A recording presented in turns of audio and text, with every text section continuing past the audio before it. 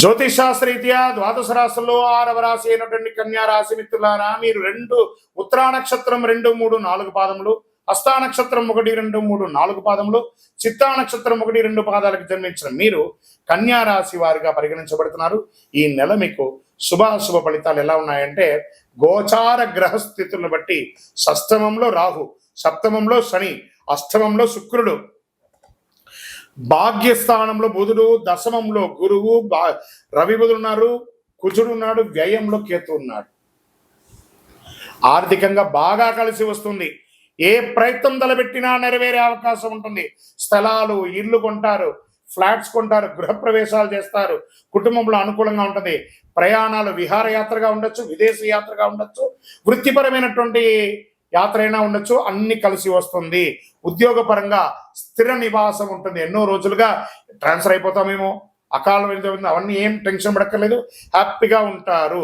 ఆర్థిక సమస్యలు చాలా వరకు పరిష్కారం అవుతాయి. నిరుద్యోగులకి కాకుండా ఉద్యోగులకు కూడా విదేశాల నుంచి ఆఫర్లు వస్తాయి.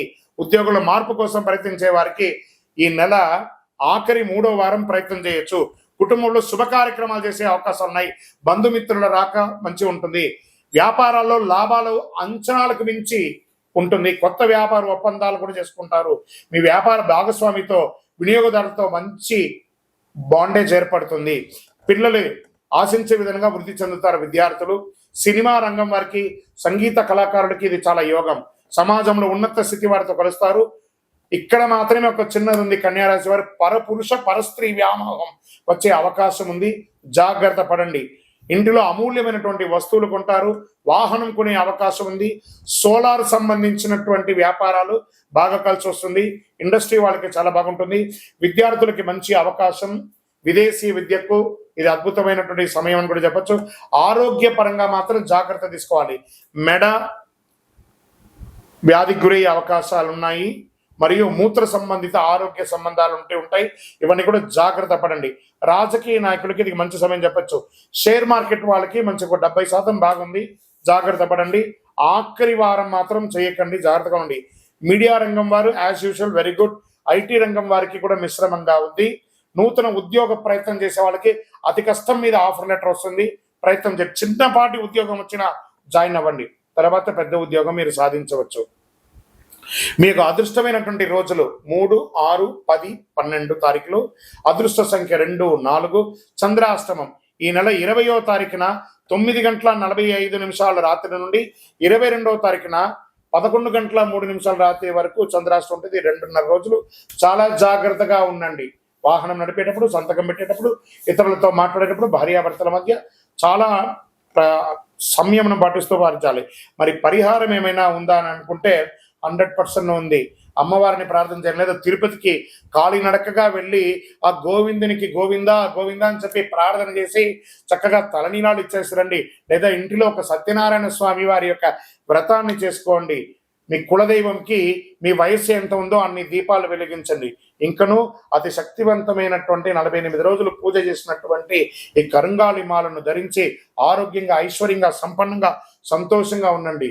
ఇంకనూ మీ యొక్క వ్యక్తిగత జాతకం తెలుసుకోవాలనుకుంటే కింద కనబడుతున్నటువంటి నంబర్కి మీ పేరు, date of birth, time of birth, place of birth WhatsApp చేయండి. కాల్ చేయకండి. మా అడ్మినే మీకు రిప్లై ఇస్తారు. విజయోస్తు. ప్రేక్షక మిత్రులందరికీ కూడాను శుభాకాంక్షలు.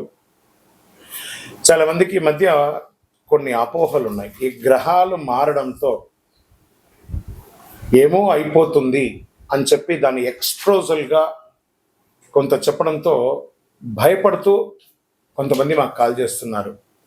ఏమంటే ఇది ఈ సంవత్సరం మాత్రం కొత్తగా మారట్లేదండి గ్రహాలు. ఈ యుగం పుట్టినప్పటి నుంచి ఇంకా యుగం అంతరించేంత వరకు గ్రహాలు మారుతూ ఉంటాయి.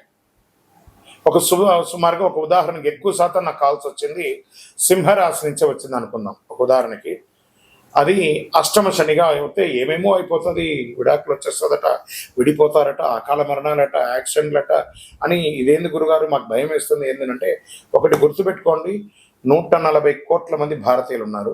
ప్రపంచమంతా కూడా కొన్ని కోట్ల మంది ఉన్నారు. అందులో నుంచి మనం బైఫర్కేట్ తీసుకుంటే ఒక్కొక్క రాశి వారు 20 కోట్ల 30 కోట్ల మంది ఉన్నారు అనుకున్నాం. ఇది గోచార గ్రహస్థితియే. గోచారం అంటే మీకు చిన్న ఉదాహరణ చెప్తాను చూడండి. ఈ భాగ్యనగరం ఎత్తుకుంటాం. ఈ భాగ్యనగరంలో ఈరోజు ఈ ఆఫీసు ఇది. ఇందులో మనం ఇంతమంది ఉన్నాం, ఇంతమందిలో ఒకరికే ఉంటుంది. సో ఆ ఒకరిని పెట్టుకుని మొత్తం ప్రపంచం అంతా వచ్చేసిందని ఎప్పుడు కూడా ఊహించుకోవద్దు. మళ్ళీ చెప్తున్నాను, గోచార గ్రహస్థితి ద్వారా వచ్చేది మీ వ్యక్తిగత జీవితానికి ఒక 20-30% మాత్రమే. మీ వ్యక్తిగత జాతకంలో మీ date of birth, time of birth, లగ్నాన్ని బట్టి మీ పూర్తి జాతకం వస్తుంది. కాబట్టి అన్నీ చూసేసి, కనబడ్డ ప్రతిదీ చూసేసి పానిక్ అయ్యి మీరు ఇబ్బంది పడడం, అవతలను కూడా ఇబ్బంది పెట్టడం తప్పు. కాబట్టి దయచేసి మిమ్మల్ని మీరు ధైర్యంగా ఉంచుకోండి. ఏ గ్రహాలు కూడా మనల్ని ట్యూన్ చేసేది కానీ మనల్ని నాశనం చేయదు.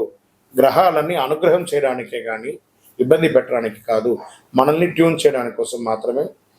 నమస్కారం. జాతకం అంటే ప్రతి ఒక్కరికి కూడా ఒక భయం. ఈ నెల నాకు ఎలా ఉంటుంది, వ్యాపారం ఎలా ఉంటుంది, ఉద్యోగం ఎలా ఉంటుంది, ఆర్థికంగా ఎలా ఉంటానని ఒక భయం ఉంటుంది. దాన్ని తీసేయడం కోసమే ఈ యొక్క నెలవారీ గోచార గ్రహస్థితులు.